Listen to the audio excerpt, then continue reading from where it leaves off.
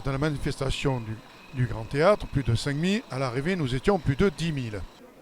La manifestation du 9 avril a donné toute satisfaction, avec un très beau temps au rendez-vous. Ils ont bravé les pavés de Bordeaux. Une manifestation bon enfant, avec les slogans contre l'austérité et contre la loi Macron.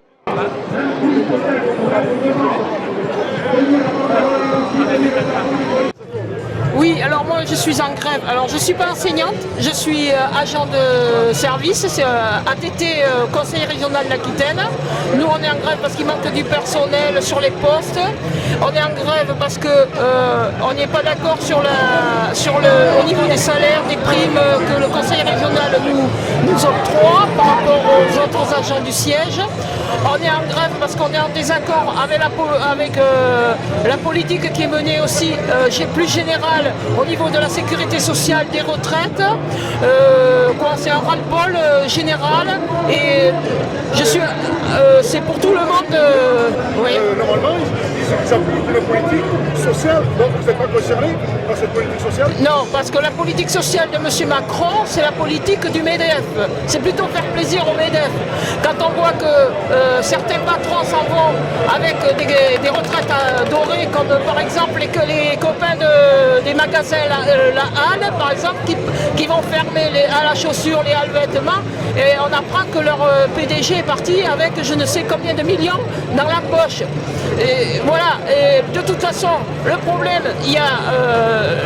on est fonctionnaire, on a les salaires gelés depuis des lustres, et le point d'indice, et on est contre aussi la nouvelle réforme territoriale qu'ils sont en train de faire, quoi. La gauche. Oui, la gauche, mais la gauche, moi la gauche, pour moi personnel, je m'en fiche, quoi. Que ce soit la gauche ou la droite, à partir du moment où ils mènent une politique contre les salariés, ces gens-là ne représentent plus la gauche, ils représentent autre chose, sauf la gauche, sauf les salariés. Moi je m'appelle Louisette Gloria. Voilà. Générale des salaires et des pensions. Assez de régression. Augmentation générale des salaires et des pensions. Si aujourd'hui nous sommes dans cette manifestation, c'est parce que la mobilisation en Radio France a toute sa place dans un mouvement comme celui-ci contre la loi Macron. La loi Macron qui ne fera que renforcer l'austérité. Nous sommes déjà victimes de cette austérité, puisque la maison Radio France depuis 3 semaines est en grève contre le projet de stratégie du PDG Mathieu Gallet, qui refuse d'entendre que pour développer un réseau, nous en l'occurrence le réseau France Bleu, des radios locales de Radio France dans le pays, ce n'est pas en supprimant des postes que l'on y arrive et que l'on y arrivera.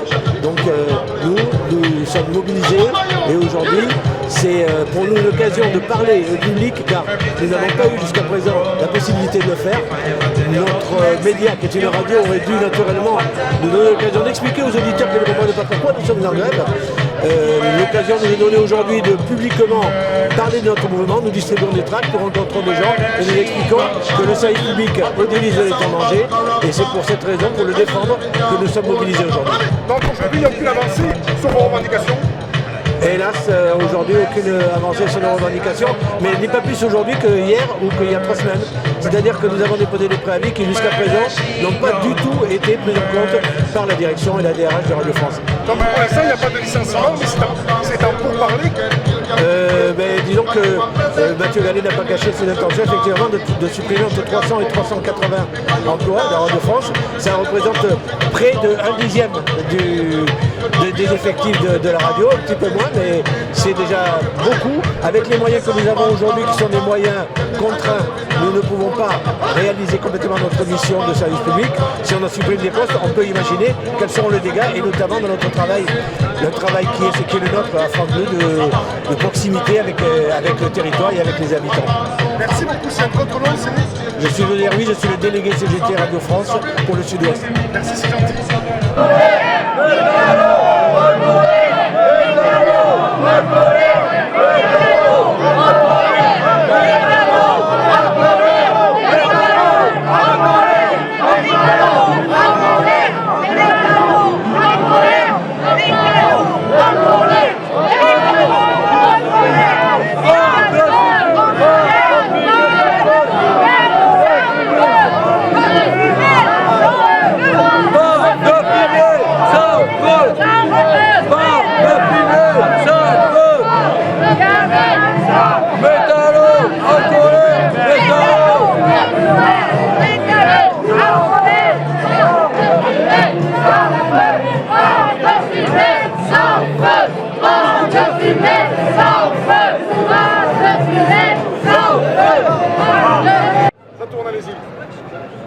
présentez-vous, vous êtes? Philippe Manot, secrétaire adjoint de l'UDFO.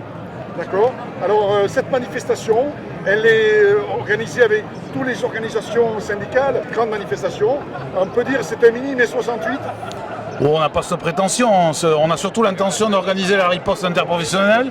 C'est pour ça qu'il y a eu cette grève interprofessionnelle contre le pacte de responsabilité, contre la loi Macron, parce que l'austérité ça suffit, avec des salaires bloqués, avec un jeune sur 4 au chômage, avec 22 000 suppressions d'emplois dans les hôpitaux, c'est pas acceptable pour les salariés. D'accord. Donc c'est pour ça que vous êtes aujourd'hui tous réunis dans la rue.